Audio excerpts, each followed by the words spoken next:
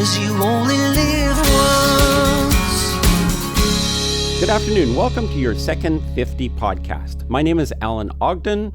I'm a retired pharmacist, functional genetic consultant, nutritionist, researcher, and I've done many things in the last 5 decades in the both allopathic and naturopathic medical industry.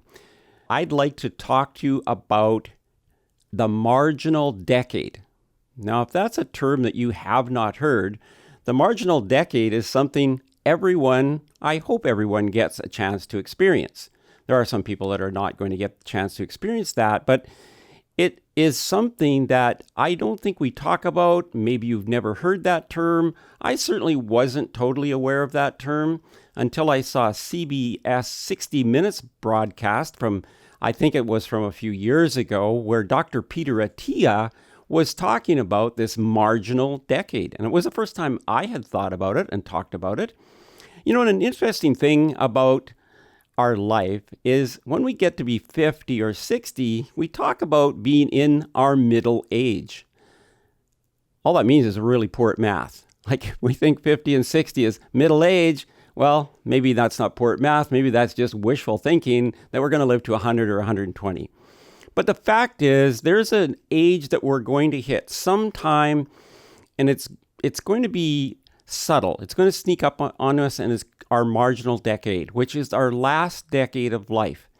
Now, from the allopathic medicine point of view, the last few years of people's lives are the most expensive on the healthcare system. As a matter of fact, there's a recent statistic I saw that says the last 60 days of most people's life, it costs the government about $100,000 to $200,000 in care for that person in the last 60 days. So the marginal decade is something that comes upon us, and we're unprepared. I think we're unprepared because we just don't know about it. It's not something that's talked about. Maybe it's because we don't like to talk about the end of life or that it's coming. There's lots of reasons for it. It's not something that are going to sit around and have a coffee table discussion about. But I think it's really important to understand it's not going to miss you should you live that long. Now, I want to give you an analogy for this. And I think it would be helpful and easier to understand if we had an analogy. So think about you being on the freeway, on a busy highway, you're just streaming down. You're in your car, you got the music going, you're going someplace that you're really excited about getting to, and all of a sudden the traffic starts to slow down. And once the traffic starts to slow down, you begin to wonder what's going on, what's happening here, and maybe it comes to a complete stop. So you're sitting there, you're in the traffic, now you're frustrated, and of course your number one concern is, what about if somebody gets me from behind? I was in the traffic one day, and this is like, I have never forgotten this because we're stopped on the freeway. There's a person next to me in a car. It's a really beautiful luxury car, which is why I was staring at it in the first place. He's with somebody that he's obviously wanting to be with. They're listening to music, they're having a good time, and then bam, somebody gets them from behind. Life changing. In that instance, their total life changed. Everything about them changed. So that can happen to some people in their 40s and 50s where something comes along, they're just cruising through life. They think everything's great. They think they're super healthy. They're exercising. They think they're eating right. And it's just happened recently to a friend of mine, massive heart attack at age 48. Life changing. So those are circumstances that actually usher our marginal decade or bring our marginal decade closer to us, that last 10 years of life. But barring that kind of thing, how do we prepare for this time where, as Dr. Attia said on this podcast or this 60 Minutes broadcast, there's a point he sees in his practice where people reach a certain age, around 75, somewhere in there, where all of a sudden there is a marked decline. They lose about 50% of their functionality. They lose about 50% of their cognition. And as far as he knows, there's no way to pull them back to where they were. This is what I want to talk to you about because I'm in that situation where I'm reaching that age. Now, I think when this 60 Minutes aired, Dr. Attia was maybe in his late 40s. I have about 20 years on Dr. Attia, so Now he's in his mid 50s. That means, I'm getting into the 70s in good measure. And so when he said 75, it really stuck in my mind like, wow, that's really close. I'm not that far away from 75, where this predictable, at least in his practice, he says this predictable decline happens and you lose functionality. How would we know that we're even approaching our marginal decade? Well, there are subtle symptoms. There are subtle things we can test. One is our balance. One of the first things that we would notice is that we're starting into our maybe marginal decade, which could be 10 or 15 years, but let's say it's 10. Marginal decade is we don't feel like we can balance. We don't feel comfortable when we're walking. Maybe we're a little afraid to walk. Maybe we're a little more afraid to walk when it's wet outside or if there's snow. We feel like, what would happen? I feel like I might fall. And these are all signs of a disconnect between our spatial ability in our brain and our muscle, and they're not communicating as fast as they used to communicate. Or maybe we notice that our writing has changed. So if we're writing something, I'm left-handed. I actually write a lot because there's something called the reticular activating system. If you don't know this is the nerve endings in your finger. When you're holding a pen, and many people don't hold a pen any longer, they do everything on a keyboard, which is not the same. When we hold a pen and we're actually moving our hand like this, it triggers this RAS, reticular activating system, which is a connection between our eye, our fingers, and our brain. And the optic nerve goes right into the center of our brain.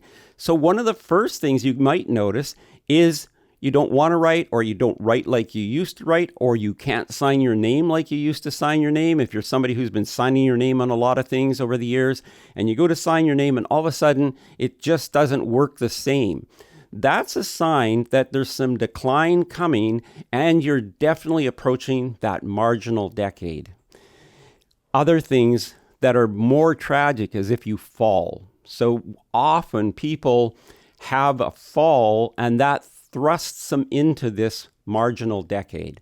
A fall is very interesting from a statistical point of view. When we look at falling, people that fall in their 70s have about a 30% chance of it being fatal. And that goes up as our age goes up. Actually, falling is the leading cause of death in the elderly population. That's a very interesting statistic. We would think it's cancer, or we would think it's heart disease or something else, when it's actually falling.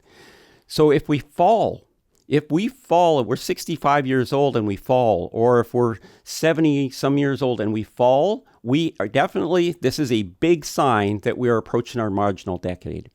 So there are signs and symptoms. Maybe somebody says to us, oh gosh, you know what? You told me that story just a little while ago. You're repeating yourself. These are all signs that things are starting to not coordinate like they used to between our brain and our body and our memory. So these are just the signs and symptoms. And I think we take a lot of these things for granted. We say to ourselves, well, yeah, there's no point in there's no point in remembering people's names like you used to. Like, I'm going to meet this person once. I'm at an event. I'm going to meet them once. I didn't remember their name. What's the big deal? Well, the big deal is you used to remember people's names quite well, or most people used to remember names quite well. And this is another sign. When our common things, we can't find the person's name that we're standing in front of, that we've known for many years, and all of a sudden it's just a blank. And I think many people have had that experience. So let me go back to my highway analogy for a minute. So we're on this highway and we're going down the road. Everything's really good and the traffic starts to slow down. We get stopped. We're sitting there. We can see in front of us and we're like, maybe we can't see what's going on, but we know that we're stopped. And to me, when these signs and symptoms start coming along to us, it's like being stopped on the highway. And I literally believe that everybody has a point somewhere in their life, maybe mid-40s, because that's more middle age. If you're 45 and you double that, that's 90. So let's say that around then, somewhere in our 40s, we get a message from our future self. We get a look into the future, and the future self is saying, listen, it's time to do something now. I think we ignore that. I think that for the most part, we say to ourselves, hey, I'm 40, things are going great. I'm busy. I've got kids. I've got this going on. I'm not going to worry about it. I just don't have time to think about it. But we do get these messages from our future self that's saying, and it's trying to tell us now is the time. So prevention is way better than treatment or recovery. And if you're listening to this podcast on behalf of someone else who is a little older, I want you to be encouraged. There are many things that we can do to help people recover and even prevent some of these things that would go on in their marginal decade. So if you're 45 and you get a message and you don't pay attention to it, usually very soon after another maybe harder message comes, which is we fall when we're skiing, we fall when we're doing something we like, or we go to play tennis and we pull a muscle, or we get an ACL tear. We do something and it's just another sign or symptom to us, hey, it's time to start training your body for the rest of your life, whatever that lifespan is. Finding the time to do that. Because if we don't find the time to do that, then we're going to have to find the time for being ill, being immobilized, being under care, recovery, repair, therapy, all of these kinds of things, and they're in our future. And when I'm talking to people about this, everybody tells me about their either, Auntie Olive or their Uncle Bill. Oh man, they smoked and drank till they were 90, nothing was wrong with them. Well, maybe that's true, but I can tell you that probably isn't going to be your course. It's kind of unlikely that that's going to be. First of all, Auntie Olive and Uncle Bill probably lived on the farm. They probably were outside in the sunshine. Their lifestyle was a lot different. They didn't have the day-to-day stresses. They probably were never on a freeway and got caught in traffic. All of these things that they never experienced. And yes, maybe they had something going on that we are trying to maybe learn about now in fresh food and exercise and sunshine and red light therapy and all these things that, they had going for them that we just we don't have the time to take advantage of now. So this is a little test I did for myself last night, because this is a test you can do right now in this minute to find out if you're in the situation where the marginal decade is approaching you. If you're standing, if you're not, if you could just stand up wherever you are, kick your shoes off, get in your sock feet, and stand on one foot. Now, with your eyes open, you should be able to stand on one foot. Now I want you to close your eyes. Close your eyes on one foot and see how long you can stand without getting out of balance. For most people, it's 3 to 5 seconds. And that's a sign that now there's some disconnect coming between your spatial awareness and your muscle and your reaction time. This is a really simple test that you can do. And the great news is you can train that. You can retrain that reaction time. You can retrain that. If you just took a few minutes a day and stood on one leg when you're doing something and closed your eyes, and you can get up to a minute or a minute and a half, you're repairing all of these neural and muscle neural connections that allow you to maintain your balance and keep you from falling. Another thing is exercise. I can't overemphasize exercise enough. If there's any longevity lever that we could pull that is clinically proven to increase our lifespan, it's exercise. I want to give you an example. There was a clinical trial done, sedentary 70-year-olds. So these are people that had never exercised. They probably had some bad habits. Many of them had bad habits. Genetically, we took measures of all their genetics, their exercise genetics, their VO2 max, their cardiovascular function, took all of these markers, and we compared them to people that had worked out all their life, ate pretty good. And I think a lot of people think they're in that category. They exercise a little bit. They think they eat pretty good.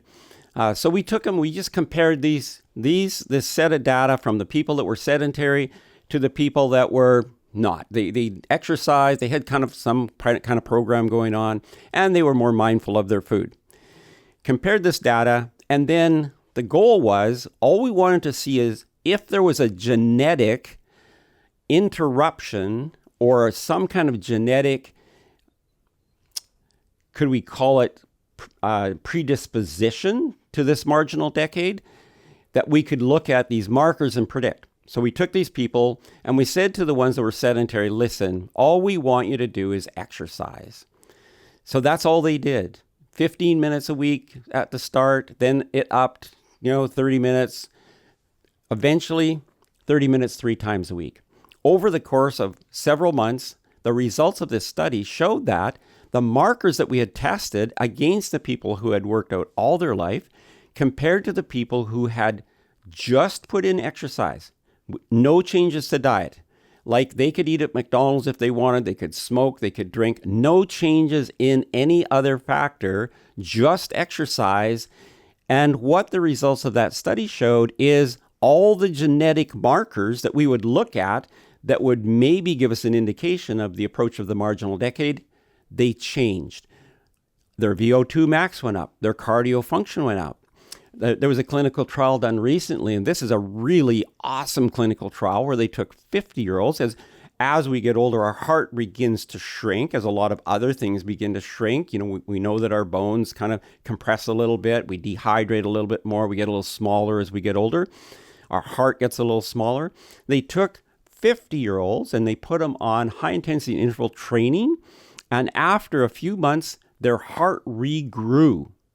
And this has never been done before. Their heart actually regrew back to the size it was when they were 30. So that's really good news. But what about these people that are 60 or 70? If we start them on an exercise program, can we get their heart to change? Now, the data is not as clear. There is some confusing data, but overall, if we do that with somebody who's, let's say, been reasonable, some kind of reasonable activity, they haven't been totally sedentary, if there's been some kind of reasonable activity, there is great indication that we can regrow their heart to the extent we don't know yet. That's just trials that are going on right now. But there is some response to the heart growth as well. And is it possible to regain muscle mass when you're older? That's a really good question.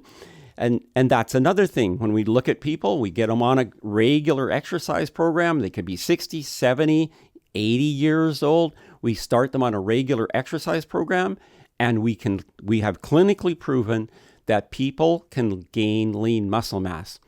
Now, I want to address women, because every time I talk about exercise, I'll have women say to me, well, I really don't want to go to the gym. I'm afraid I might get too muscular. I don't want to look like a guy. And I want to just assure you that unless you do something out of the ordinary, or you have some kind of inordinary genetics, you are not going to look like a guy. You can safely go to the gym, you can exercise, and you can maintain your lean muscle mass. You can build lean muscle mass. And literally, it does not matter what age you start at. This is something that is in our genetics, the epigenetics of the genes that control our muscles, our flexibility, our oxygen uptake are all trainable. If we were really, really active when we were young, and then we had a period where we couldn't be active, amazingly, our genes somehow have some memory of that, and they will actually adapt even faster when we challenge them when we're older. So there's so much good news about this marginal decade. There's so many things we could do, little exercises we could do. What I want you to think about is pretend now you're in that traffic and you're stopped and you get this view ahead. And in life, we have a view ahead.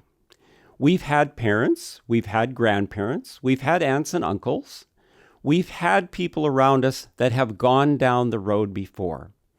Now, excluding Billy and Olive, the majority of those people, we can look at their life and pretty accurately predict what our life is going to be like if we don't do anything, or if we continue in the pattern that our family has adopted.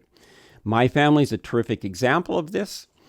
I'm from 4 boys. I had 2 elder brothers. They passed away within a few months of each other, both from the complications of diabetes. Interesting thing about that was the oldest one was never diagnosed as a diabetic, and the other one was finally diagnosed as a diabetic. They had both been out of the country for many years. They didn't have the health services, and also they weren't thinking about it. They were enjoying life. They were living this great life in a different country, and things were kind of taken care of, so they didn't even think about it. And then when they get back to Canada, we're dealing with this situation. And it was one of the reasons I went and had my DNA checked as an individual. I wanted to know for myself, what's my risk factor for diabetes? Unfortunately, I found out that that's not going to be something in my future, but I found something else that's in my future that I need to take care of. So if you've never had your genetics done, I would strongly suggest you do that. So we get a look into the future. We can tell what it is. It's not like it's hidden from us. If there's cardiovascular disease, if there's diabetes, if there's arthritis, if there's some kind of chronic illness that we see in our elders, in our own family, and we're living basically the same lifestyle as our family, and for the most part we do, we pick up our food habits, we pick up our exercise ideas, we pick those up from the people we've lived with, helped us grow up and helped us overcome and helped us through life. We pick up a lot of their habits or a lot of their thought processes. And so we get a really good picture. Now, the thing is, are we going to accept that that's our future? That's really the question. So for me, when I saw my older brothers suffering tremendously with diabetes and all the complications of it, I wanted to know. I was in my 60s. I wanted to know, is this my future?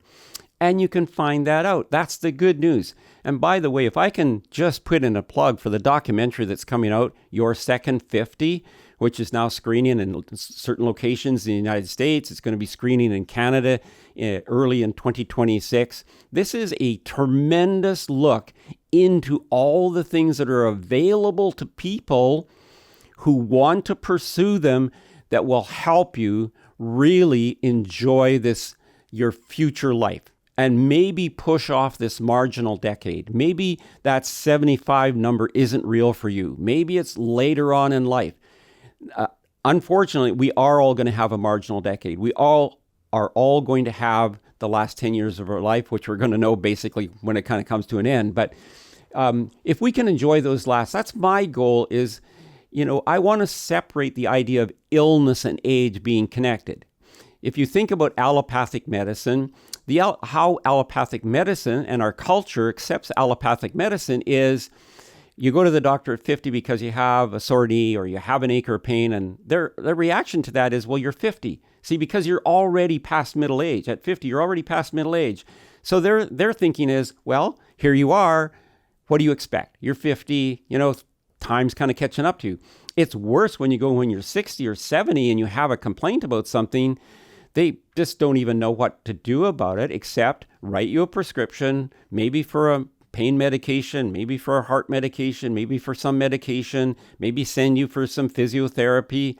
But their toolbox is very limited. And what you'll find in this documentary, Your Second 50, is that toolbox has expanded tremendously. There is so many options and so many things that we can now do to address this situation that's coming upon all of us and make the best use of that time. I always think about my grandkids, to be honestly. So I have 4 grandchildren. Their ages range from, next week it'll be 16 down to 9. I'm in my 70s.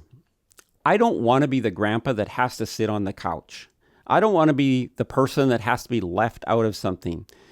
So I train actually to be with my grandkids. So what do my grandkids like to do? Well, last summer when I went and stayed with my grandkids for a little while, they were into bike riding. I love bike riding. I still love bike riding. And I was able to jump on a bike and ride with my younger grandchildren all over the countryside. They live in the country. We were out on country roads. We were riding our bikes. I think we were riding like 10 to 15, maybe 20 kilometers a day, which is really great for these little kids. They loved it too. We're going up and down hills. We're having such a great time. We get back from that. They're not tired. Kids don't run out of energy like we do. So we get back, and my little grandson, he says to me, "Hey, Grandpa, I'm playing baseball this summer. Can we play catch?" Well, okay. Grandpa gets a glove. Grandpa hasn't played catch for a long time. So I get a glove. He gets a ball. He starts throwing the ball at me. And to his credit, he's not giving me any space. He's not giving me any, oh, good, I'm playing with my grandpa. Maybe I should throw the ball a little slower. No, that's not happening. He's throwing it as hard as he can. And I'm catching it and throwing it back to him. And what the really cool thing is he was so amazed at it. He was like, "Grandpa, you can catch the ball. You can throw the ball." And then he set up his batting. He's got a batting cage and a pitching machine. He set this up, and we're like, "Okay, Grandpa, can you hit the ball?" And I'm out there, "Hey, yes, I can. I can still hit the ball." By the way, I can hit right-handed or left-handed, which really confused him, and which was a lot of fun. But it was just so much fun as a grandpa, because I know his other grandpa, when he comes, he's confined to the couch. He's a severe diabetic. He's overweight. And there's just no possibility he's going to help and go out and have fun with little Ryan. So this is the things I think about. What are other things you would think about that you'd want to be able to do as you get older? Well, what about flying? What about just taking your own overhead suitcase or whatever you take as an overhead and being able to lift it and put it in the overhead container and close the door? Not having to ask for help. Wouldn't that be great? What about carrying groceries home? A couple bags of groceries in each hand. I actually walk quite often for groceries. I carry my groceries home. That's another little exercise you can do. What about getting up off the floor without assistance? If you're down playing with your grandkids or doing something and just getting up off the floor. These are all things. These are things that I look at and they're like, these are common things. One of the things my doctor told me, and I give him credit for this, he told me this years ago. Actually, he had done hip surgery and knee surgery, replacement surgery on my father-in-law. So one hip, one knee was replaced, and then later on he had another knee replaced. He's currently 98 years old. I give my father-in-law a lot of latitude. He can basically do whatever he wants at 98. But his doctor, when we were in there, we're discussing his physio, his doctor said to me, don't ever push yourself out of a chair. Always get up with your legs. No matter what age you are, never push yourself up out of a chair unless you're really stuck in a chair and somebody buried you in a recliner or something. But always just stand up out of a chair. Don't use your hands. You always want to keep, that's one of the best exercises you can do, keeping yourself, your core and your hips and your knees all together. So there's so many things that we can do. Another thing that I did with my other grandchild was we juggled. So we were juggling balls. And I wasn't really that good at it. I have to tell you, I haven't done it ever in my life. I've never juggled anything in my life. But just the fact that, we could try and we could actually get to a point where we could do that. So that's some exciting stuff. But I want to go back to this message that your future self sends to you. Because when I talk to people about this, their first objection to this whole thing is, where am I going to get the time? Where's that time going to come from that I'm going to put something into my program, exercise into my program? And I'm going to just refer you back to COVID. In COVID times, we were locked down. We couldn't go to the gym, couldn't go to the movies, couldn't go see our neighbors. We couldn't do anything. I ordered a set of exercise bands online. They were delivered to my house. I set them up in the doorway, in the entryway of our condo. And I had an exercise program every day. I wasn't doing anything else. There was nowhere to go. But what it showed to me was there's so many simple things we can do. If we're motivated to find something, we will find something. Even if you were put an arm bar on your doorway and start doing chin-ups or pull-ups. There's so many things we can do. And here's the great thing about exercise. It's cumulative.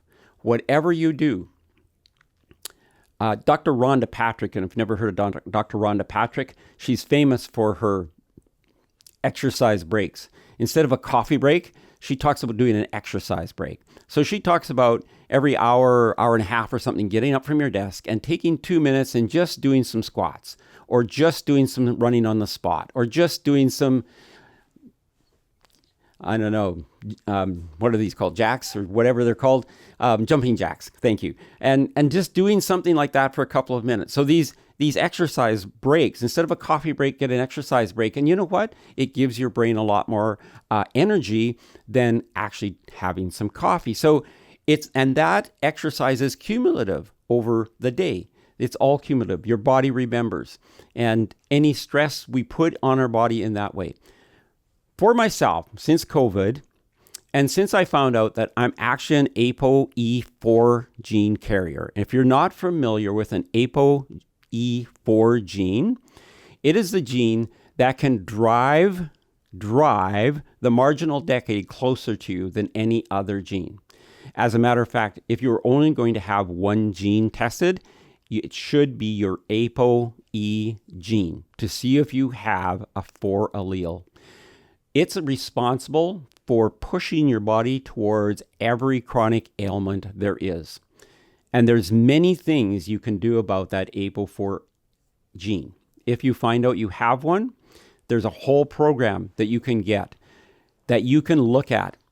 Changing some food choices, doing some exercise, making sure your exercise is appropriate. I used to do cold plunges till I found out I had an ApoE4 gene, and heat is way better. So now when I exercise, I go into a sauna because heat is way better. It helps produce something called BDNF, or brain-derived neurotropic factor, to protect my brain.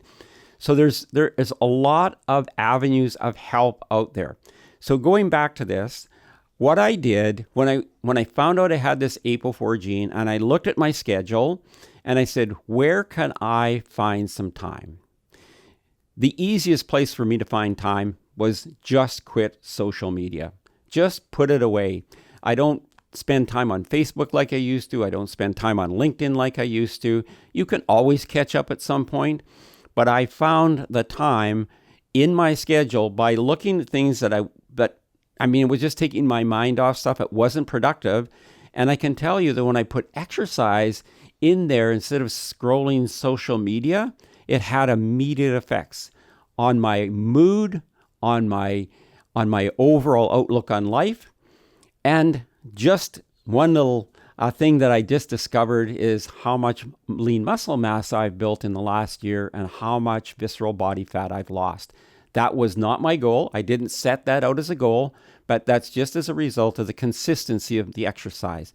And all that has done for me is literally maybe push this marginal decade a little further down the road.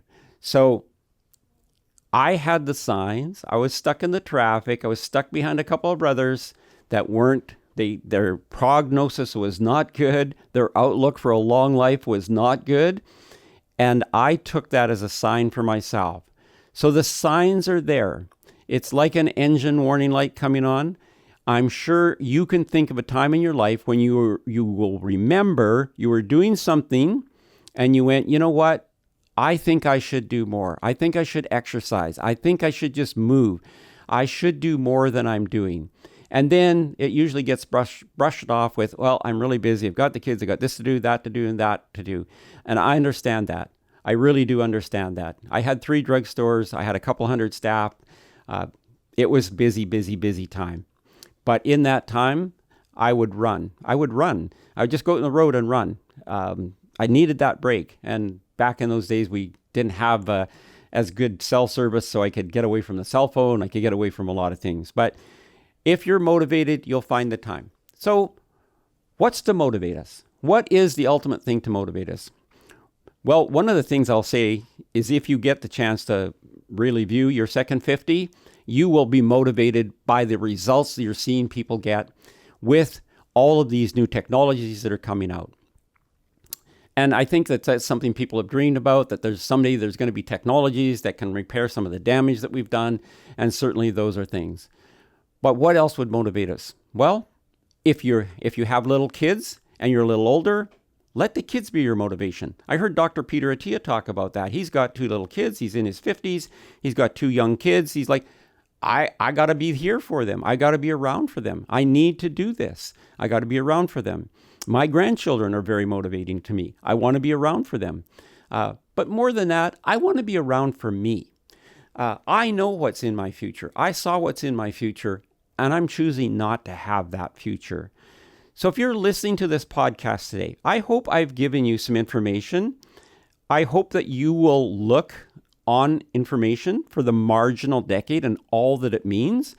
If you do look up there is some podcasting on the marginal decade. There's more information, the signs, the symptoms, and things we can do about it from a dietary point of view. But just in wrapping up here, finally, I would like to say, it doesn't have to be you. It does not have to be you.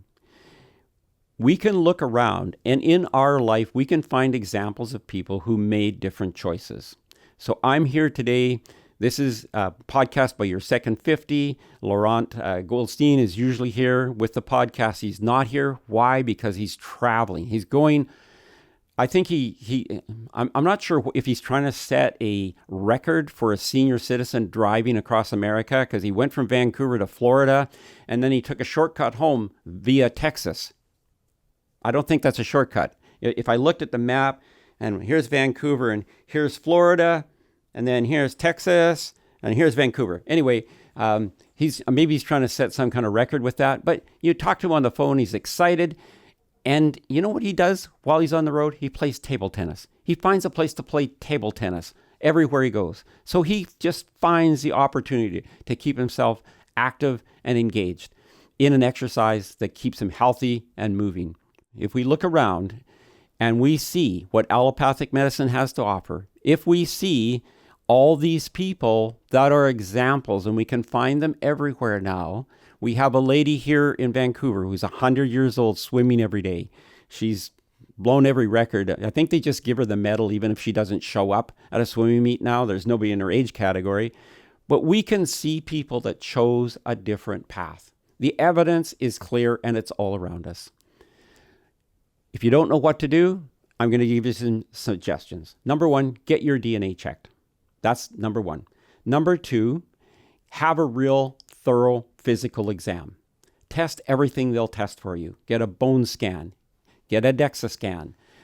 Get all the information that you can that's available to you at minimal cost. A bone scan here we can get in British Columbia. We don't have to pay for that. It's covered under our health plan. You can get a bone scan. There's many things that you can do to find out where you're at now. And then you can take that data and say, okay, with this data, how do I train for the future? I want to encourage everyone to do this. I'm on this trail with you. I'm going to be doing more podcasts. I'm going to be talking about more and more. I would love it if you would journey with me, if you would journey with Laurent.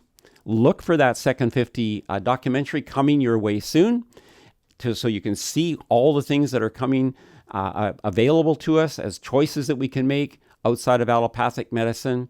And let's join together, push that marginal decade as far down the highway as we possibly can, but join in as a community supporting one another to make our Second 50 the best that we can.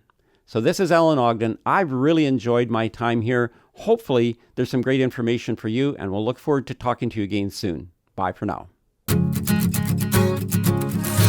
'Cause you only live